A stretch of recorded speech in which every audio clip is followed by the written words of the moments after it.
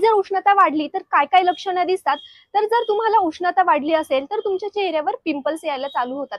त्याचबरोबर केस गळायला लागतात, लघवीला जळजळ होते, लघवीला त्रास होतो, पिवळी लघवी यायला चालू होते.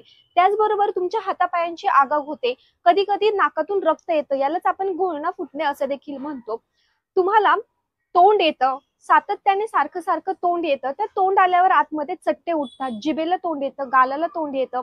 याचबरोबर तुम्हाला जर शरीरामध्ये उष्णता वाढली असेल तर तुमचं डोकं दुखतं, पित्त होतं आणि असे अनेक विकार हे शरीरात उष्णता वाढल्यामुळे जर उष्णता वाढली असेल तर तुम्हाला केळी खायला चालू करायची आहे, कारण केळीमुळे आपल्या शरीरामधली उष्णता ही कमी होते. त्यामुळे तुम्ही केळी जरी खाल्ली तरी तुमची उष्णता ही हळूहळू कमी होणार आहे.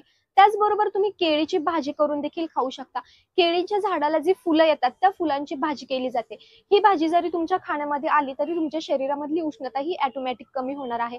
त्याचबरोबर तुम्ही दर 2 तासांनी सब्जाच्या बिया असतात त्याचं पाणी पिऊ शकता. ह्या सब्जाच्या बिया जर तुमच्या पोटामध्ये गेल्या तर हा उष्णतेचा प्रभाव हा तुमच्या शरीरावर होणार नाही आणि झाला असेल तर तो जागेवर थांबेल.